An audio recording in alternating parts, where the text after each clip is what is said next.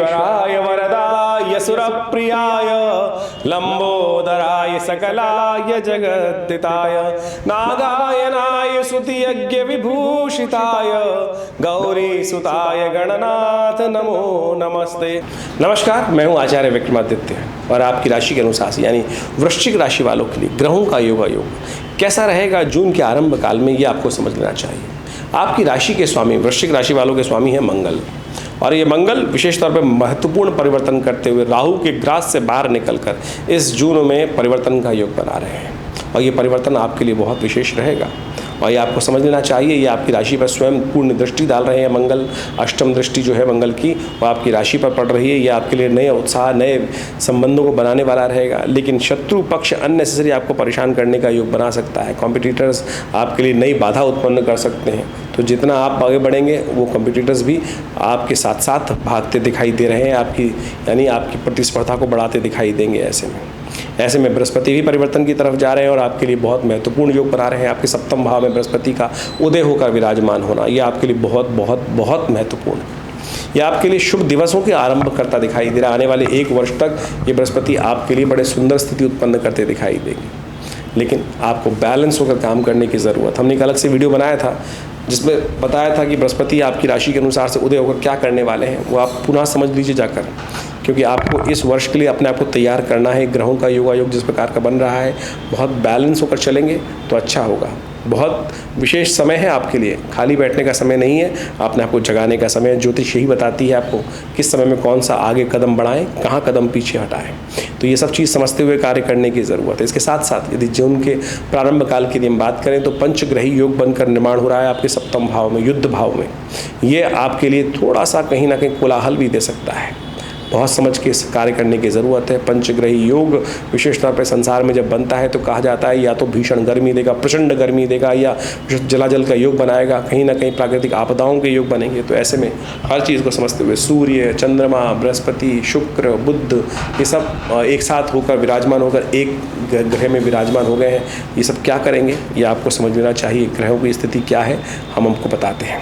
1 तारीख का अवसर 1 जून शनिवार का योग है स्थिति, और 9वीं तिथि विराजमान है। इस दिन 9वीं तिथि है बनी हुई है, और ये 9वीं तिथि विशेष तौर पर उदय तिथि के रूप में विराजमान है, और मीन राशि में चंद्रमा का पदार्पण चल रहा है।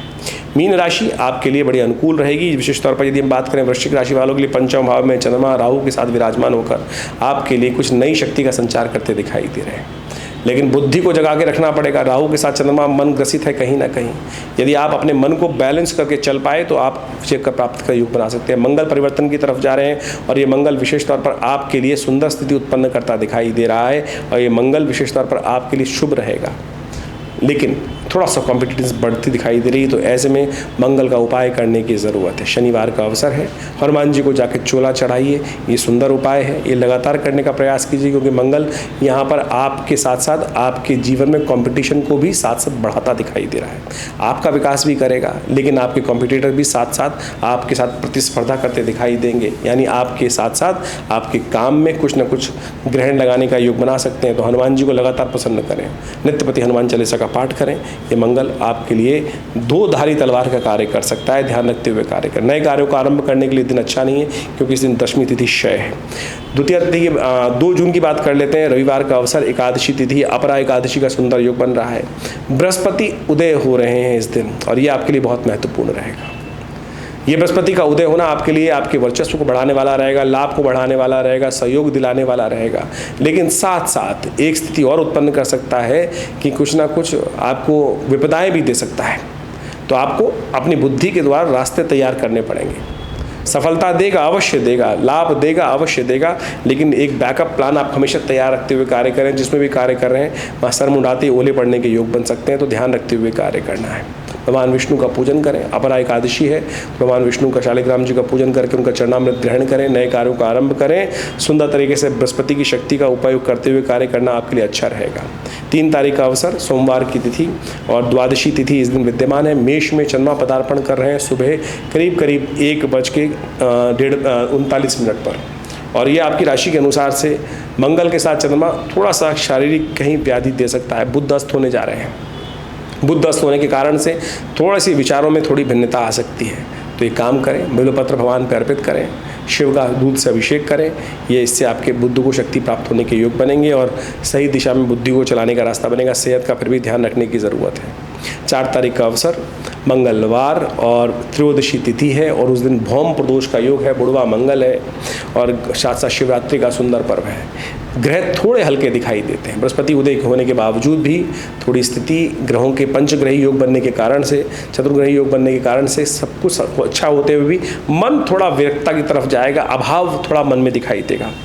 अभाव इस संसार में किसका है? परमात्मा की शक्ति को पहचानने का प्रयास करें। हनुमान जी का स्तवन करें।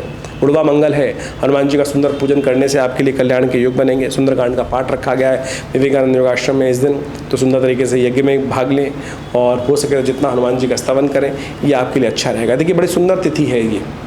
विशेष तौर पे यदि लोन परेशान कर रहे हैं तो विशेष तौर पर हम भगवान शिव का अभिषेक करें गन्ने के रस से, इच्छू रस से। कहा जाता है कि लोन से ऋण निवृत्ति का योग बन जाता है इससे। शिवरात्रि का पर्व भी साथ में पड़ रहा है, बुढ़वा मंगल पड़ रहा है, तो ऐसे में सब प्रकार से भगवान का स्तवन करने से कल्याण के योग बन सकते हैं। 5 जून के दिन बुधवार का अवसर है, चतुर्दशी तिथि है और वृषभ राशि में चंद्रमा का पदार्पण हो रहा है और ये चंद्रमा का पदार्पण आपके लिए कल्याणकारी योग बना सकता है, ये परिवर्तन ला सकता है। सुबह थोड़ी भारी दिखाई देती है, चंद्रमा का परिवर्तन होने के कारण से गजकेसरी योग का निर्माण होगा और धन आगमन की सुंदर सूचना बनती दिखाई देगी। इस समय का लाभ आपको मिल सकता है।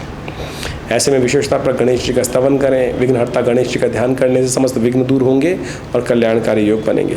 6 तारीख का अवसर बृहस्पतिवार का दिन, बहुत विशेष दिन। आपकी राशि के अनुसार से शनि महाराज इस वक्त आपकी राशि में सफलता वाले भाव को देख रहे हैं, सुख वाले भाव में चल रहे हैं और 1 वर्ष रह गया है यहाँ पर शनि का। सुख चाहते हैं तो शनि को मना लीजिए। क्यों? क्योंकि शनि जयंती है इस दिन और जन्म दिवस के दिन शनि का सुंदर पूजन करके, शनि का पाठ कर शनि के नाम से यज्ञ कर आप सुंदर प्रकार से शनि को प्रसन्न कर सकते हैं। वट सावित्री का व्रत है, असंभव को संभव करने का दिवस है। शनि महाराज सफलता में लगातार विघ्न उपस्थित करते दिखाई दे रहे हैं आपकी राशि के अनुसार से। तो शनि को बनाने के लिए क्या कुछ किया जाए? संसार में अनेक उपाय बताए गए हैं और हमारे मति के अनुसार से शनिवार को इस कलिकाल में शनि को प्रसन्न करने के लिए सबसे श्रेष्ठ उपाय हनुमान जी। हनुमान जी का सहारा लीजिए और आपकी राशि तो वैसे ही वृश्चिक राशि है, हनुमान जी आपके इष्ट हैं, तो ऐसे में हनुमान जी का स्तवन कीजिए। हमने आश्रम पर 100 पाठ हनुमान चालीसा के रखे हैं, जो 112 पाठ पढ़ जोई छूटे बंद महासुख होई। तो वृश्चिक राशि वालों इस रास्ते पे चलकर सुंदर तरीके से हनुमान जी का स्तवन कर सकते हैं और आपको लाभ प्राप्त होगा और कल्याण का योग बनेगा। इसलिए विशेष तौर पर विवेकानंद योगाश्रम में 100 पाठ हनुमान चालीसा के रहेंगे। हनुमान चालीसा के साथ साथ शनि ग्रह शांति महायज्ञ रहेगा। आप इस विशेष कार्यक्रम में जुड़ सकते हैं, अपने नाम से भी जुड़ सकते हैं, स्वयं आ सकते हैं और विवेकानंद आश्रम की तरफ से हम आपको सादर आमंत्रित करते हैं कि इस कार्यक्रम में अवश्य सम्मिलित हों। कष्ट को दूर करने के लिए, शनि के प्रभाव को, नेगेटिव प्रभाव को दूर करने के लिए सुंदर तरीके से उत्सव का आनंद लें। 7 तारीख का अवसर है, शुक्रवार की तिथि है और प्रतिपदा तिथि है। ग्रहों का परिवर्तन का योग बन रहा है और ये परिवर्तन आपके लिए कहीं ना कहीं थोड़ा सा हल्का रह सकता है। ऐसे में ध्यान रखना है आपको। चतुर्ग्रही योग निर्माण चल रहा है जो अननेसेसरी मन में कहीं ना कहीं सब कुछ होते हुए अभाव का योग बनाता दिखाई दे रहा है। ऐसे में विजय प्राप्ति करने के लिए एक सुंदर उपाय करने का प्रयास करें। वृश्चिक राशि वालों को एक ध्यान रखना चाहिए कि सूर्य इन दिनों आपके सप्तम भाव में चलने के कारण से एग्रेसिवनेस दे रहे हैं, उग्रता दे रहे हैं और जेठ के महीने में तो शनि सबसे उग्र होते हैं। तो ऐसे में सप्तम भाव में आपके जो चल रहे हैं शनि महाराज, उनको शांत करने के लिए एक उपाय नित्यपति कर लें। आज से एक कनेर के पुष्प को तोड़ें, एक तांबे के लोटे में जल के साथ रखें और सूर्य को अर्घ्य दे दिया करें। ये जब तक सूर्य यहाँ विराजमान है, नित्यपति ये उपाय करने का प्रयास कीजिए। करवीर व्रत इसको कहा जाता है और कनेर के पेड़ का पूजन करके ये पेड़ तो पत्ते फूल तोड़कर भगवान सूर्य को अर्घ्य देने से इस प्रकार से कल्याण के योग बनते हैं। 8 तारीख का अवसर शनिवार की तिथि है और प्रतिपदा के बाद द्वितीय तिथि का योग बन गया है। ऐसे में विशेष तौर पर थोड़ा सा आपके लिए जो धनोपार्जन में कोई दिक्कत आने के योग बन सकते हैं, तो थोड़ा सा जिद पे ना अड़ें, प्रैक्टिकल वे में काम करने का प्रयास करें। सुंदर रहेगा कि हनुमान जी शनि के मंत्र का जप करें, पीपल के पेड़ पर थोड़ा तिल अर्पित करें, पीपल के पेड़ के पास एक दिया प्रज्वलित करें, एक प्रदक्षिणा कर लें, तो शनि अनुकूल होने के रास्ता बनाएंगे। 9 तारीख का अवसर, ग्रहों का परिवर्तन का योग, ये आपके लिए सज्जनता का उदय करेगा, धर्म का उदय करेगा और जहाँ धर्म होगा वहाँ विजय अवश्य प्राप्त होगी। सुख भी आने के योग बनते दिखाई दे रहे। सुबह थोड़ी भारी है, शाम को परिवर्तन का योग है, तो सुबह सुबह भगवान सूर्य का दर्शन करके गायत्री का जप कर उनको अर्घ्य दीजिए, परिवर्तन का योग बनेगा। 10 तारीख का दिन आपके लिए कल्याणकारी दिखाई देता है, आगे बढ़ने वाला दिखाई देता है। धर्म इसके दृष्टिकोण से आपके लिए सज्जनता का योग रहेगा, आध्यात्मिक वातावरण रहेगा। चतुर्थी का योग है, भगवान गणेश का पूजन कर कर दिन आरंभ कीजिए, कल्याण होगा। ज्योतिष विज्ञान के अंतर्गत फलित ज्योतिष को समझने के लिए दो प्रकार से ज्योतिष की गणनाएं की जाती हैं। गणनाओं का फलित जिस प्रकार से एक तो गोचर के दृष्टिकोण से किया जाता है, जिसके साथ हम आपके साथ लगातार जुड़े रहते हैं कि यानी आज के ग्रह योग आपकी राशि के अनुसार से चंद्रमा जहां आपका विराजमान है वहां के दृष्टिकोण से देखते हुए आज जो गोचर में ग्रह परिवर्तित हो रहे हैं वो क्या प्रभाव उत्पन्न कर रहे हैं। इसके साथ साथ मूल जन्म पत्रिका भी बहुत इंपॉर्टेंट विषय है। मूल जन्म पत्री में कौन सी दशाएं चल रही हैं, कौन सी अंतर दशाएं चल रही हैं, किस प्रकार से ग्रहों का योगायोग बना है, नवांश इत्यादि में ग्रहों की स्थिति क्या है, हर व्यक्ति के अनुसार से। देखिए, गोचर के दृष्टिकोण से जब हम राशि के हिसाब से फलित करने का प्रयास करते हैं तो एक जनरल कैटेगरी के हिसाब से हम बता सकते हैं, समझ सकते हैं कि किस प्रकार के ग्रह योग है। अब व्यक्ति जिस पायदान पर बैठा है, आप समझें कि पहली मंजिल पे, दूसरी मंजिल पे, 100वीं मंजिल पर, पहली सीढ़ी पर है, 10वीं सीढ़ी पर है, या भूतल ग्रह के मतलब जमीन के अंदर दब फंसा पड़ा है, उन सब ग्रह स्थिति को समझते हुए वो मूल जन्मपत्री से पता चलेगा कि स्थिति क्या है व्यक्ति की, और फिर गोचर में ग्रह का परिवर्तन क्या हो रहा है, किस प्रकार से परिवर्तन का योग बन रहा है, उन सब चीज़ों की गणनाएं हम आपके समक्ष उपस्थित करते हैं। और जन्मपत्री को समझने के लिए एक गहन अध्ययन की आवश्यकता होती है। मूल जन्मपत्री को समझकर फिर गोचर की ग्रह दृष्टि को देखकर यदि गणनाओं को समझने का हम प्रयास करेंगे तो बहुत अद्भुत प्रकार से ग्रह योगों को हम समझ सकते हैं और उनके अनुसार से परिवर्तन का योग आपके लिए कैसा रहेगा वो सब बातें समझ में आ सकती हैं। तो आप सब जन्मपत्री को, ग्रह योग को जो हम आपको समझाते हैं गोचर के दृष्टिकोण से, उन सबको समझकर अपने जीवन में आने वाले समय को मूल रूप से समझने का प्रयास कीजिए। ग्रह योग क्या किस प्रकार से खेल कर रहे हैं, और हमारी ज्योतिष गणनाओं के माध्यम से हम इस समय में जब आपके साथ रहते हैं तो हम वास्तविक तौर पर पौराणिक कथाओं के माध्यम से, पौराणिक योगों के माध्यम से, जो विशेष तौर पर पंचांग के अंदर हर रोज़ लिखी होती है कि आज कौन सा उत्सव है, किस प्रकार का वार है, कौन सा नक्षत्र है, उसके अनुसार से कौन सा उपयोग, जो शास्त्र के अंदर जो उपाय इत्यादि वर्णित हैं, कथाओं के माध्यम से वर्णित हैं, वो हम इस फलित के अंदर जोड़ने का प्रयास करते हैं। ज्योतिषीय दृष्टिकोण से, कर्मकांड के दृष्टिकोण से उन कथाओं को साथ जोड़कर, उन उत्सवों को साथ जोड़कर यदि उपाय करेंगे तो वास्तविक तौर पर उनसे कल्याण का मार्ग ही प्रशस्त होगा। आज ज्योतिष विज्ञान के माध्यम से बहुत सारे लोग केवल टोटकों में फंस जाते हैं और ये कैसा कर लो। देखिए, ज्योतिष के अंदर यदि पंचांग को आप देखेंगे ना तो वहाँ हर रोज़ नए उत्सव वर्णित हैं और उन उत्सवों के पीछे कथाएं भी वर्णित शास्त्रों में, पौराणिक कथाओं के अंदर आती हैं। उन सबको समझेंगे तो आप देखिएगा हमारे इस कार्यक्रम में हम उन्हीं पौराणिक कथाओं को ही जोड़ते हुए, उन पौराणिक मतों को जोड़ते हुए, उन पौराणिक उत्सवों को जोड़ते हुए, समझते हुए उन उत्सवों को आपके साथ वर्णित करने का प्रयास करते हैं। और यदि उन उपायों को आप करेंगे तो हमें ये विश्वास है, हमने देखा है कि अद्भुत रूप से कल्याण का मार्ग प्रशस्त होता है, कष्ट दूर होते हैं। पौराणिक कथाएं जो हैं बड़ी महत्वपूर्ण हैं और पंचांग ने उनको बहुत बढ़िया तरीके से समझाने का प्रयास किया है। तो हम उन सब के माध्यम से आपको आपके समय के अनुसार से उन सब उपायों को जो बताते हैं अवश्य करिए। देखिए, परिवर्तन का योग अद्भुत बनता है।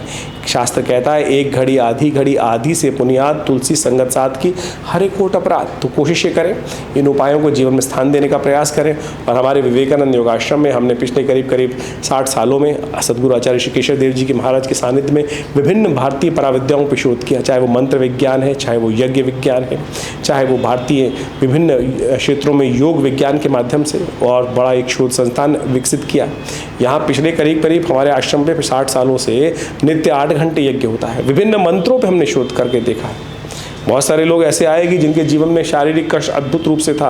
एक तो कई कष्ट तो ऐसे आए कि बिल्कुल कोई दवाई काम ही नहीं कर रही थी, और जैसे ही महामृत्युंजय मंत्र का प्रयोग किया गया उनके लिए अनुष्ठानिक तौर पर देखिए आप परिवर्तन का योग बना।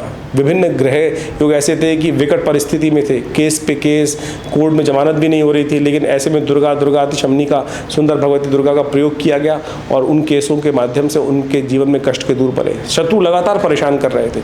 ये सब वास्तविक तौर पर शास्त्र में जो वर्णित कथाएं हैं उनको भी हम समझे। बगलामुखी जी का प्रयोग बड़ा दिव्य है और कहा जाता है कि मुकदमे इत्यादि विजय में शत्रुओं पर विजय प्राप्त करने के लिए वो अद्भुत रूप से कार्य करता है। हमने हजारों बार करके देखे ये सारे प्रयोग, बिल्कुल प्रत्यक्ष रूप से काम करते हैं। श्रद्धा के साथ, विश्वास के साथ इन सब चीज़ों को किया जाए तो जीवन में कष्ट दूर होने के योग अद्भुत रूप से बन सकते हैं। तो विभिन्न उत्सव जो समय समय पर आते हैं हम आपको अवगत कराते रहते हैं, उन मंत्रों को साथ भी आपको जोड़ने का प्रयास करते हैं। हमारे आश्रम में जैसा नित्य हमने कहा आपको कि नित्य 8 घंटे यज्ञ होता है। माँ भगवती का सुंदर शिव विग्रह विराजमान है है जो 1947 में मुल्तान से आया और आज उनके ही सानिध्य में चमत्कारिक मंत्रों का यज्ञ जब करते हैं तो उनके कार्यों की, मनोकामनाओं की फलीभूति होने में हम बहुत अद्भुत प्रकार से देखा गया है, प्रयोगों करके देखा गया है कि वो फलीभूत होते हैं, चमत्कार उपस्थित होता है। तो आप नित्यप्रति आश्रम में होने वाले यज्ञों में हर रविवार को पधार कर उसमें सम्मिलित हो सकते हैं। विभिन्न कार्यक्रम समय समय पर होते रहते हैं, उनको अवगत आपको कराते रहते हैं। हॉस्पिटल इत्यादि में बहुत सारे कार्य चलते हैं। विवेकानंद योग नेचुरोपैथी आयुर्वेदिक हॉस्पिटल जो चल रहा है, गौशाला की चल रही है, साथ साथ विभिन्न भंडारे चलते रहते हैं समय समय पर। आप सब भी उन सब कार्यक्रमों में आश्रम के साथ जुड़ सकते हैं। आपका स्वागत है। धन्यवाद।